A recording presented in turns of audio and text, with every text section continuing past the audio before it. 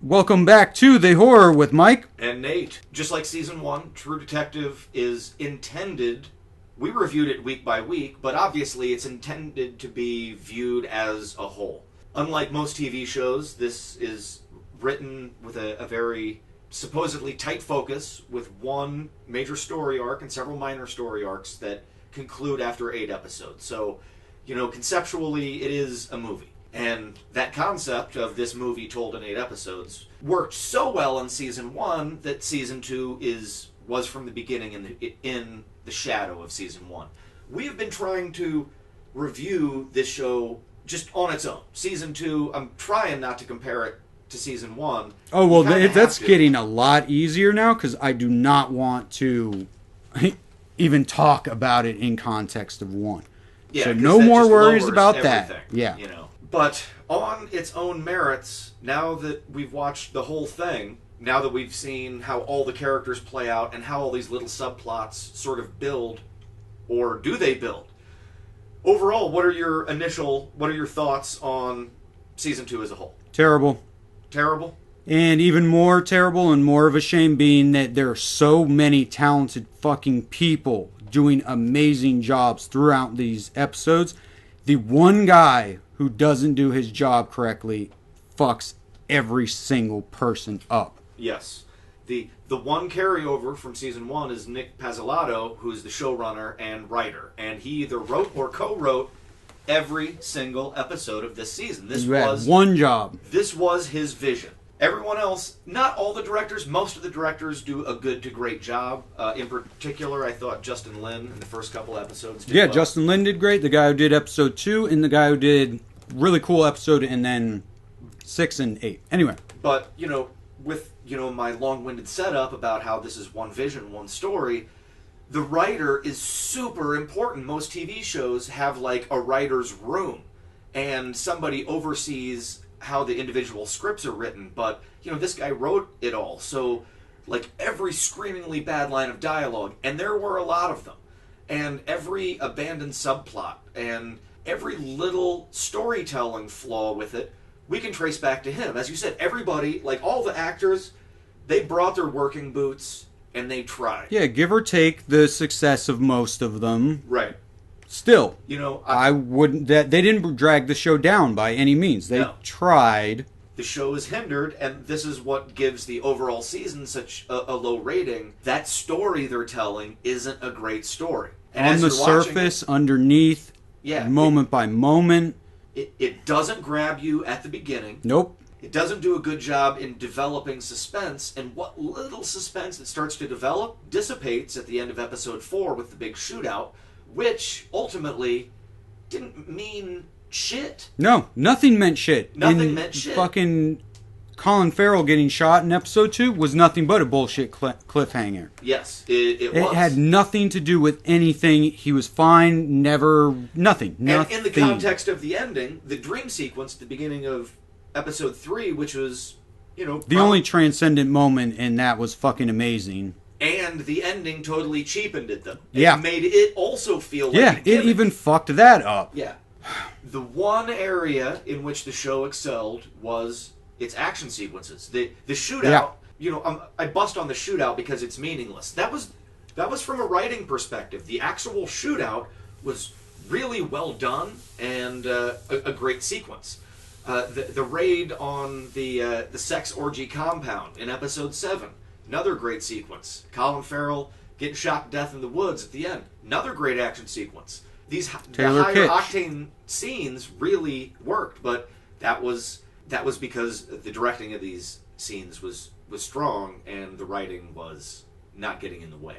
Yeah, I wanted to throw something nice in there because there is nice stuff to say, which only makes the overall rating worse. In general, the acting was very good. The standouts, of course. Colin Farrell. This ends as the Colin Farrell show. Yeah, and really, he is the only reason that I can say to watch it. Yeah, the only reason. That is, it's worth watching for his performance, but that's the caveat of saying it's worth watching for that reason and try and ignore as much of everything else as you possibly can. I was impressed with Vince Vaughn overall. He was hamstrung with a lot of the worst dialogue and worst lines of the show. But his presence, the way he carried himself, and his nonverbal acting, I thought he did as good a job as he possibly could have, being hamstrung like that. Taylor Kitsch, his performance, I thought got stronger the less he was in the spotlight. The guy is a great badass, and he's a great troubled, damaged badass. His strong dramatic scenes didn't really work for me, and then Rachel McAdams, she was just wasted in this role. Yeah. They could have either written a stronger character for her, or cast a weaker actress in this role that didn't really need a talented actress. Well, I have a theory now that Rachel McAdams, the reason her face never changes throughout the season, and she always has that, like, angry fucking scowl, is because she was like, yeah, I'll do True Detective Season 3. Alright, I'm signed on for it. Read it, saw how fucking terrible it was, so every time it was like, come on, Rachel, just sit in the cop car and say these lines to Colin Farrell. That's why I just pissed off the entire time. It was just like, this fucking bullshit. I hate this goddamn show.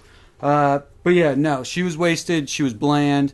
There are moments where you could see that she could be really good, but she never was. Her best episode was the show's best episode, with the orgy where she goes, yeah, plot-wise, but I think the next episode where she talks about it was her best acting-wise. But yeah, she had 2 good episodes in there, which makes, again, it even worse that she is regulated to a baby-making machine. Yeah. Who cares that she was a detective, that she could whoop people's asses, nothing in her entire life was ever relevant other than she had a uterus that could take our hero Colin Farrell's sperm. Yes, and allow the tragic figure to live on through his child with this woman that he hooked up with one night. Yep. Nope. Terrible, terrible season, and I fault it all to the writer. All of it to the writer. Near the end, they lay out this super elaborate backstory about how all the side characters and the conspiracy and the blue diamonds and sex orgies, how all of this ties together. And it's super detailed. Borrows super heavily from the James Ellroy novel, L.A. Confidential. And they literally just changed character names and a few details, but they kept the basic sequence of events. I haven't even seen the movie since I was a little kid. L.A. Confidential ends with, like, let me explain my plan. And right. Then they sort of, beat by beat, go back and show you how, throughout all the story, all these people were secretly working together. And in the novel, which is great, and in the movie, which is also great, because they trimmed it down a little bit, it's super convoluted and hard to follow, even in that. So they could have taken that approach and sort of spread this information out over a bunch of seasons and gotten something intriguing out of it.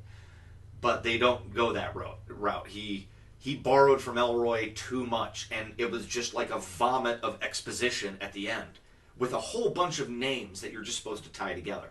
And it absolutely, in this context, didn't work. I mean, I get the gist of the whole story. I mean, I do listen. I'm literally not doing something else. I'm watching the episode. I just don't care.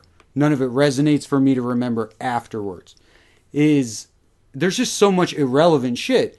And that's the problem, is as you watch it, you gather all the information, you let it make sense, then you realize none of it mattered, and your mind disregards it. Yeah. Almost every single element of plot is irrelevant in the end. Now, I might be wrong.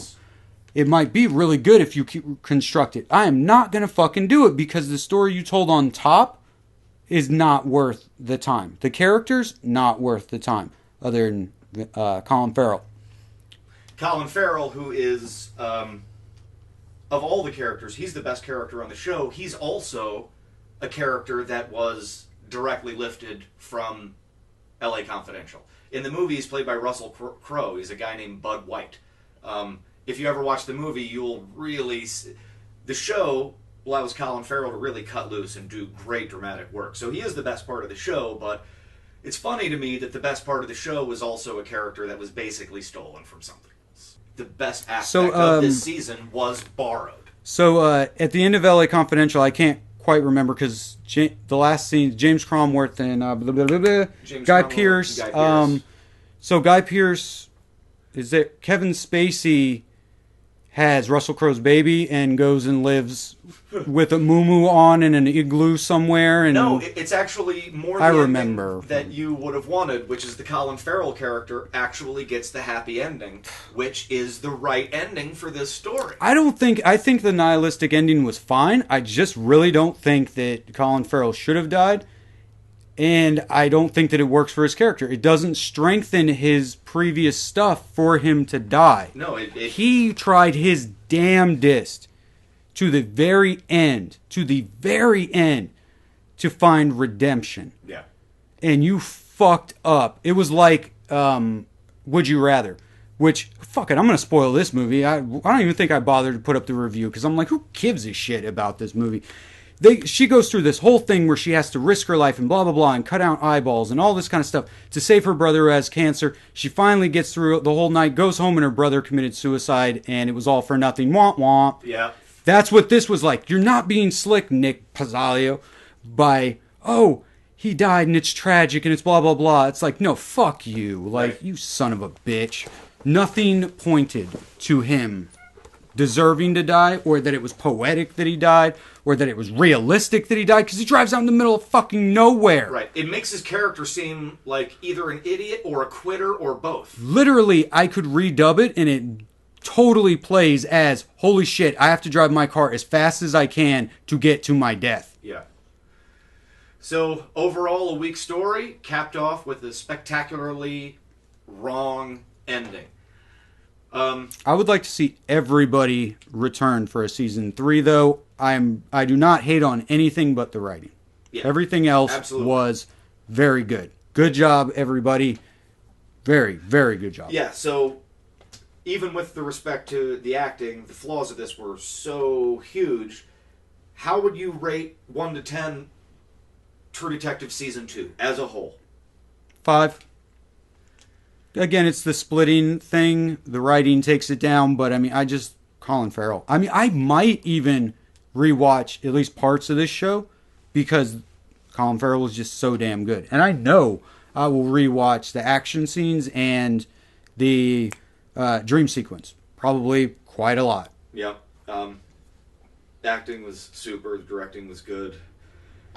And maybe I'm still butthurt over that ending. Oh, I wouldn't fault you for any fucking rating you give But this. right now, I'm gonna go 4.